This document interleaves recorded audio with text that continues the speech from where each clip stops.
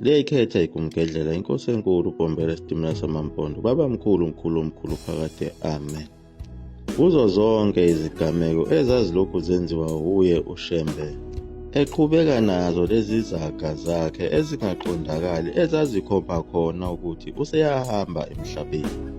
Njengoba nangaso lesi sikhathi sakhe uJanuwari 1935 lapha babesuka khona emzini wasePhakameni bebheke khona entabeni eNhlangakazi, okwakuwuhambo lwakhe lokugcina ukuya entabeni eNhlangakazi. Kodwa ehamba nabo babengakuboni lokho ngenxa yokuthi babengakwazi ukuyifunda incwadi evaliwe nokuhluza lezi zaga zakhe ayikhuluma ngazo. Kukhona isigigaba lapha bathi besahamba khona bafika eThemba, ilapho uShembe enza khona okwehlukile, wahlukanisa ibandla izigaba ezimbili, wathi amakhosazana kufanele ayolala eBethlehem Juda, amakhosikazi azolala khona eThemba. Lokho kwenzeka kunguLwesihlanu. Ngakusasa sekuyilo iSabatha uShembe wenza inkonzo eyayikhuluma ngendoda eyayiganiwe ngamakhosikazi amathathu, amabili ashona kwasala eyodwa. Izingane zawo zasezikhulile. Le ndoda ibona ukuthi onina abasekho. Le ndoda yeza ey'nganeni yabuza ukuthi zidlile yini. Zaphendula izingane zathi cha baba, umama lo yena udlile nezingane zakhe. Wafika lo mama wazinika ukudla, wathatha igeja wazitshela lezi ngane ukuba zilime. Wabe seyiphetha ngako ukuthi ngakho-ke ningabi nomona. Le nkosikazi yayithembekile ingenawo umona. Waqeda lapho wayivala inkonzo. Ngosuku olulandelayo olwaluyisonto lwaqhubeka futhi uhambo kwaze kwafika esitobhini sasengonweni, ilapho kwafike kwalalwa khona.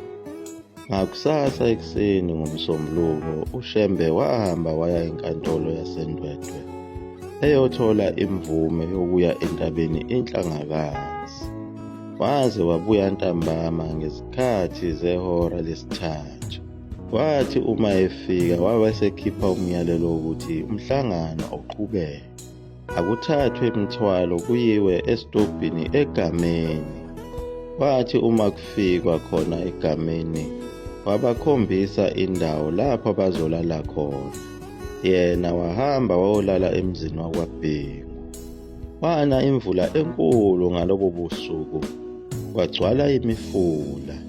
NgoLwesibili lwaqhubeka uhambo kanye nayo imithwalo eyayithwelwe yizo izimbongolo ezazidonsa inqola eyayilayishe imithwalo, eyayihamba ihambe ibhajwe lapha odakeni, usizwe zona izinsizwa zebandla ukuba ziyitakule. Umshayeli waleyo nqola kwakuwuye uJali. Kwahanjwa kwaze kwayofika kwayolalwa emzini kwaHlophe. Uthena ebusuku uShembe wabe sebiza izinsizwa kuphela ukuba ziqoqe imithwalo uqhubeke uhambo. Kwathi kuphuma ilanga ekuseni babe sebewelile umfula umhloti, bafika entabeni. Ilapho futhi uShembe anyuka yedwa entabeni. Emini befika abefundisi nebandla baya ethempelini lokuqala elisentabeni. Ilapho kwaqala khona nawo umsebenzi wokumba umgwaqo oya phezulu entabeni. Ilapho uShembe akhuluma khona esinye futhi isaga wathi, bantabami ulungiseni kahle lo mgwaqo ukuze inkosi ezayo ingasithethisi ukuthi sasingamavila. Wabe esehlabelela isihlabelelo esithi, o mkhululi wethu, thina nzalo kaDingane benosenza ngakhona. Ngaleso sikhathi uShembe wayefuna ukuthi lo mgwaqo ombiwayo uphele bese khona lapha entabeni emhlanganweni.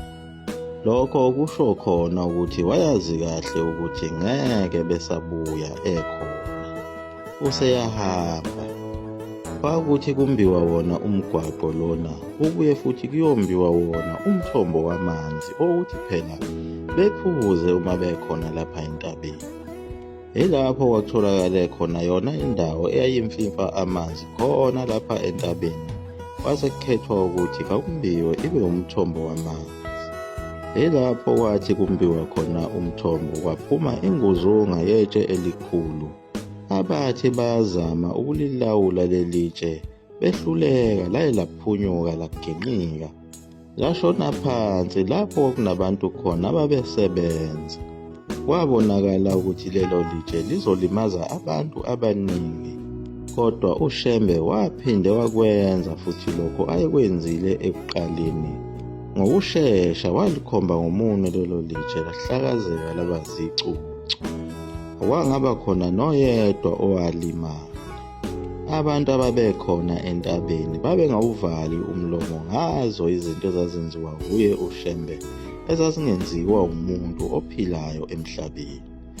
Njengoba wakwawumisa phela nawo umfula owawungenisa udla izindwali, bawela bonke. Bathi sebewele bonke wase udedela umfula waqhuma washona ezansi.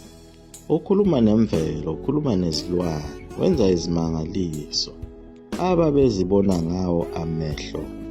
uShembe phela wayenezimanga eziningi, ngoba yonke le migilingwane eyayifundwa khona eBhayibhelini eyayenziwa yibo oMose wayeyifakazela. Uyena phela wafakazela lona iBhayibheli ukuthi le ncwadi lena inalo iqiniso phakathi. Kodwa ngaphandle kwakhe uShembe, iBhayibheli leli laliyinganekwane eyayinganabo ubufakazi. Wafika uShembe walenza laphila leli Bhayibheli, noma waba yisitha ngakho lokho ayekwenza kuwo amakholwa asezimishini, njengoba nakhona eWeseli wayecoshelwe kona ukwenza izinto nezimangaliso ezazenziwa uJesu eBhayibhelini. uShembe lona wayiphazamisa yonke le nkohliso eyayifike nababelungu bezimishini ukuba kulindwe uJesu ozofika azokwenza izimanga. Njengoba nazo izingoma zabo babezihlabelela besho bethi uyeza uJesu, uyeza masinyane. Kwavele kwafika uShembe wenza izimanga.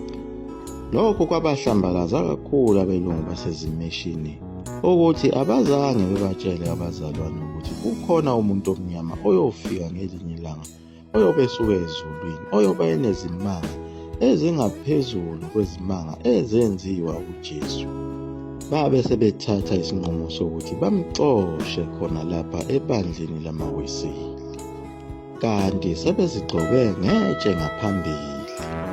Noma wayesezula ezintabeni nasemahlathini, abantu babela bemlandela.